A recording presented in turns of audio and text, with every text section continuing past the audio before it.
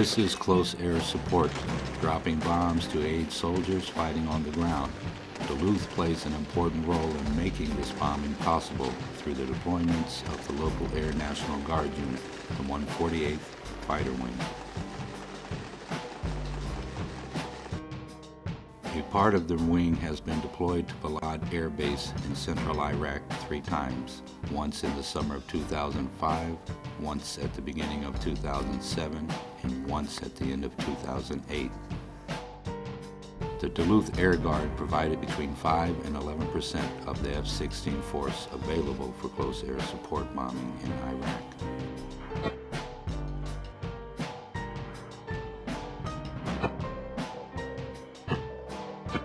Looks like we both got the south side. This kind of support carries a deadly toll of unintentional civilian death, and the number of unintentional deaths that result from those strikes show no signs of decreasing. Hell yeah, bitches! The 148th has found itself at the center of the close air support war, in part because of their efforts to survive as a unit. Duluthians might be impressed that our neighbors meet the challenge of participating in such a complex and difficult enterprise. But should we be proud?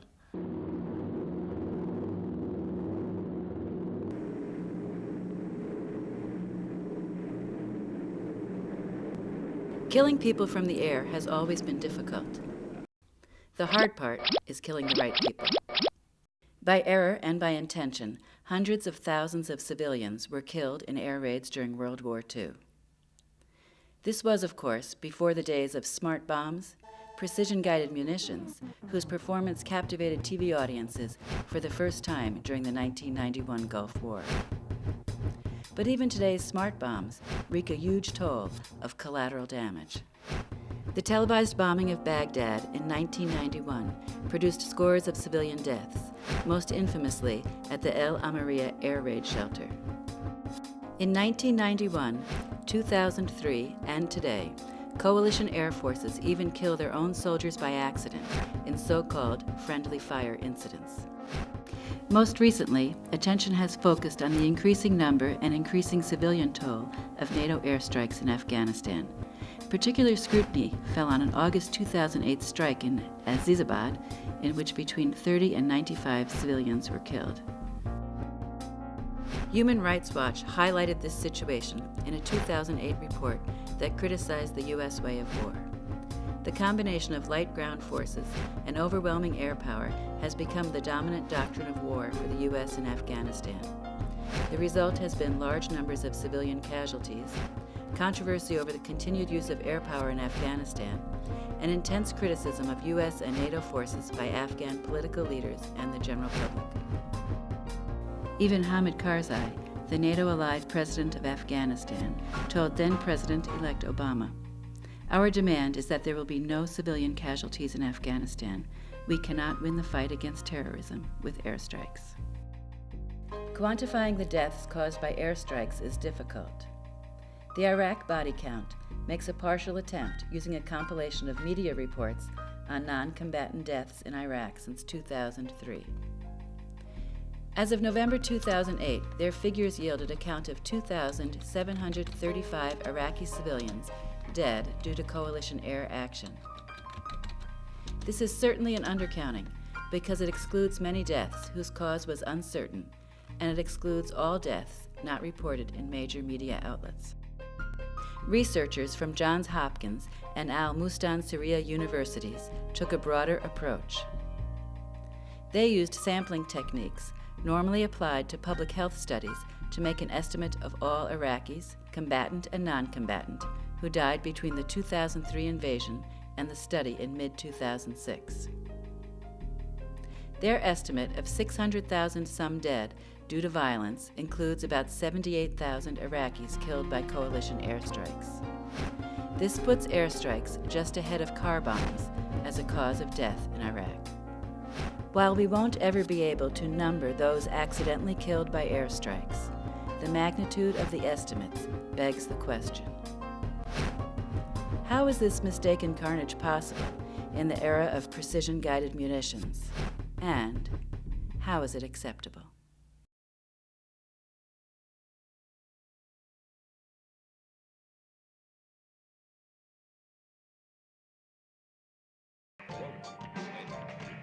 The geographical precision of smart bombs has never translated into moral accuracy.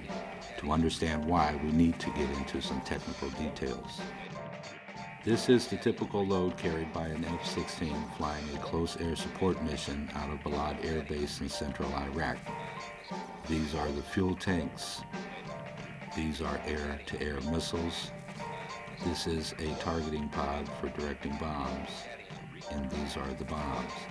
This plane carries the two most commonly used types. Meet the GBU-12 500-pound laser-guided bomb. Manufactured by Raytheon, it costs about $17,000 a pop. The GBU-12 has a camera on its nose that looks for a reflected spot of laser light that is projected by soldiers on the ground or the pilot. When dropped, the bomb uses its fins to fly itself into the spot.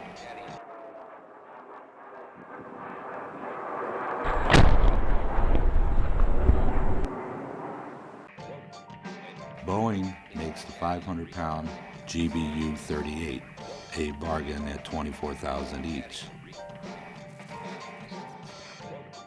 This bomb steers itself to a geographical coordinate by listening to signals from the Global Positioning System series of satellites, just like the navigation systems in fancy cars. The pilot tells the bomb where to fly, and the weapon goes there by itself most of the time.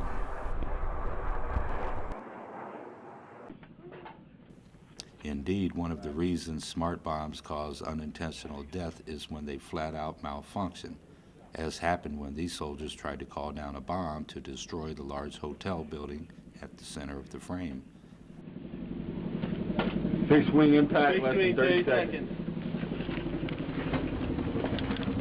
Get behind that wall. Get behind me.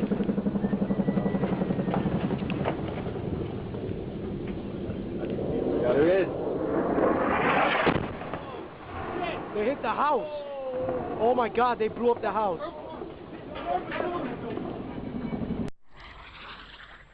Additionally, even bombs that hit their targets can cut down non-combatants caught in their huge blast areas.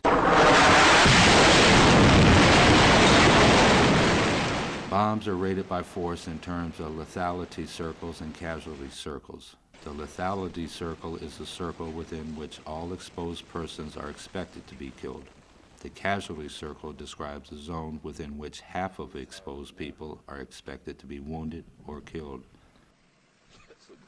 500-pound bombs are the most commonly used size in close air support. This size bomb creates a lethality circle 40 yards across and a casualty circle that spans 120 yards. As seen superimposed over Duluth Canal Park, this is a huge area.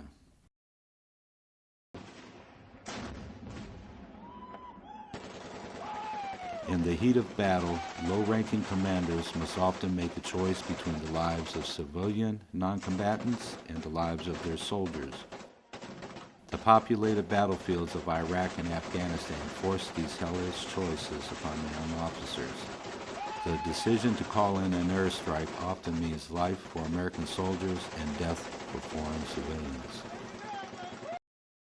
After embedding with the Army in Afghanistan, Elizabeth Rubin of the New York Times Magazine described making the decision to call in an airstrike as playing God. Official military policy places a lower priority on Afghan and Iraqi life than on American life. When an October 2007 strike near Lake Tharthar in Iraq killed 15 civilians, spokesman Rear Admiral Greg Smith said, "We do not target civilians, but when our forces are fired upon, as they are routinely, then they have no option but to return fire." This willingness to set aside the protection of non-combatant life extended to the top level of U.S. civilian leadership in the planning of airstrikes ahead of the 2003 Iraq invasion. The general in charge of overall invasion planning, Tommy Franks, forewarned that high collateral damage targeting will occur. However, he followed a procedure that any attack that was estimated to result in the death of 30 or more civilians had to be approved by Rumsfeld. An Air Force computer program nicknamed Bugsplat made these estimations of the civilian toll of individual strikes. Convinced that the Hussein regime would topple quickly, Rumsfeld initially declined to authorize these high collateral damage strikes. But as hopes for a quick surrender waned, Franks was urging Air Force Chief General Moseley to strike them ASAP. The cumulative impact of this official indifference to civilian life during and since the invasions of 2001 and 2003 has been a deadly harvest of civilian death that fuels ongoing insurgencies. But how did Duluth's Heartland Air National Guard unit end up at the front line of the close air support war halfway around the world?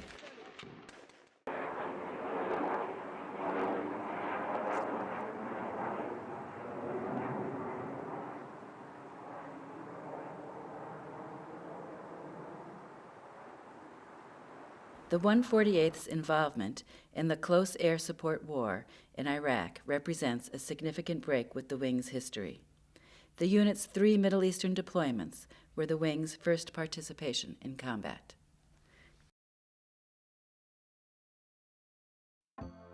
What is now the 148th Fighter Wing began as the 179th Fighter Squadron in 1948, one of the original units in the newly formed Air National Guard. The Guard began drilling at the old armory at 13th Avenue East and London Road, before starting to fly World War II surplus F-51 Mustangs from the Duluth Airport Passenger Terminal, while their current facility on the east side of the airport was under construction. For Duluthians struggling with the post-war downturn in mining and shipbuilding, the new Air Guard Squadron was a welcome source of income. Early recruit Gene Taliga recalled, "Everybody was glad to have a job. The money we were making was much more than most people were making someplace else, so we never complained." The unit flew an air defense mission almost continuously through the Cold War.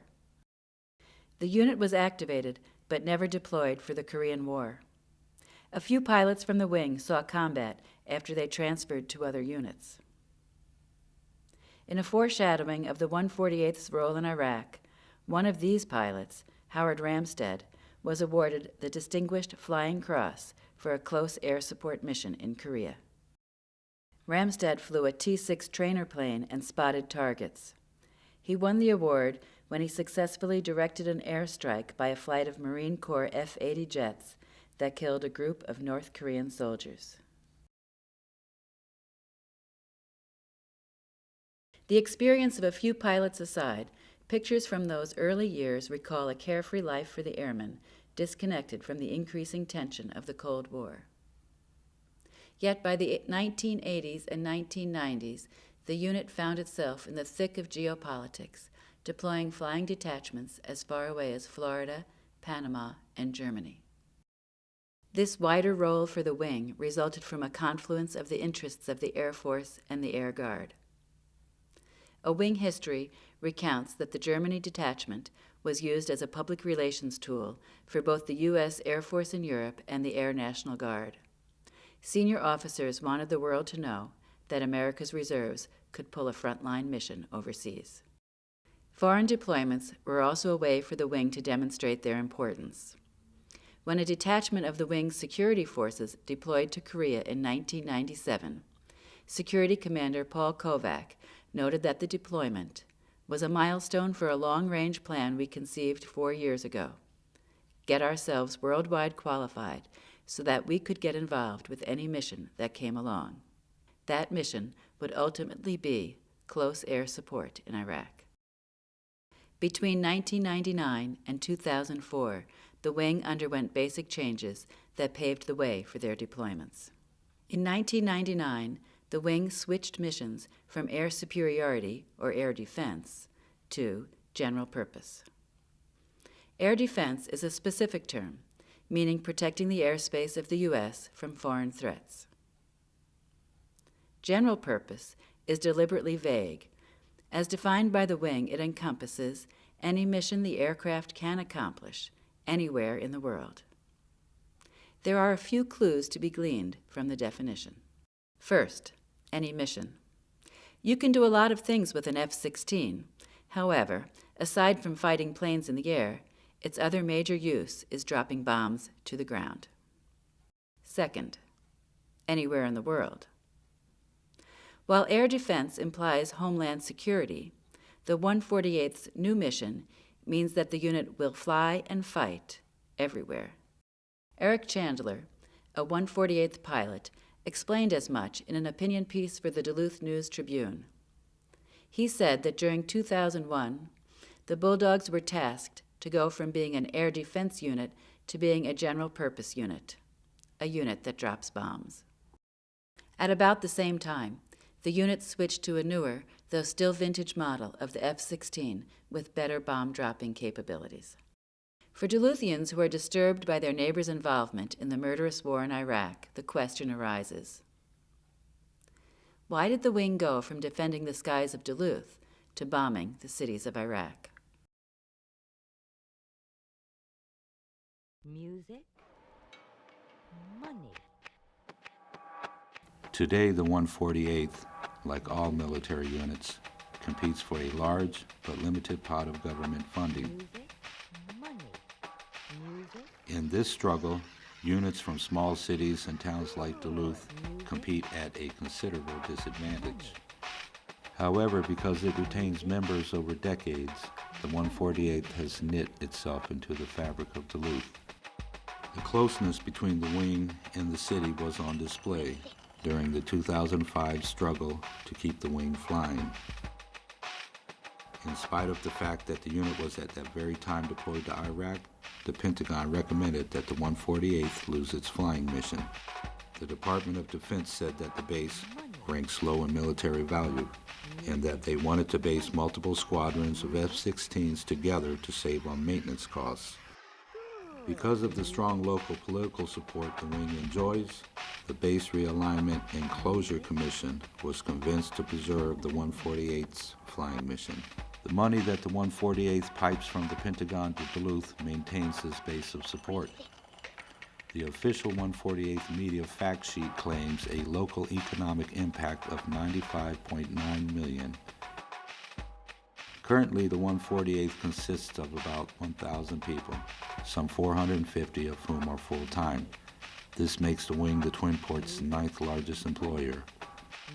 Although they dodged the threat of 2005, the 148th and their backers know they need to work hard to keep the money flowing to Duluth. The next round of base closures is coming up in 2011, so acting in concert with politicians, the wing has chosen to hitch its wagon to the close air support war in the skies over Afghanistan, Iraq, and who knows where else. This is a safe choice because regardless of when the U.S. withdraws a significant portion of its ground forces from Iraq or Afghanistan, the number of buildings and the amount of concrete that the Air Forces poured at places like Balad indicate an intention to stick around for the foreseeable future in support of local ground forces.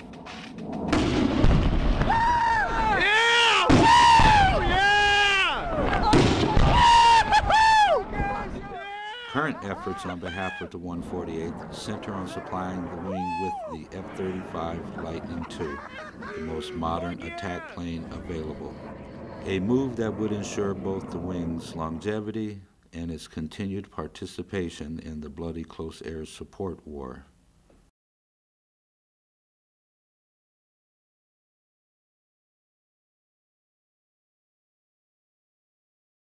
The military funding game is not one that Duluth should be playing.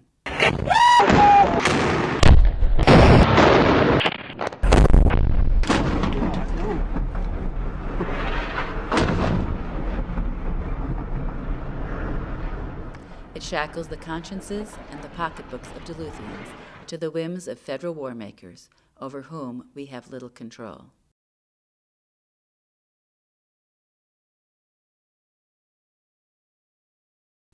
We should be as proud of the mission of the Guardsmen as we are of their dedication.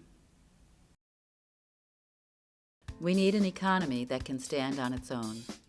Our livelihoods should be based on industries that make money and produce goods, not on a military that takes money from taxes and destroys lives and property. Our politicians should spend their time developing these activities. The challenge of building a peaceful, private, and local economy in Duluth is here.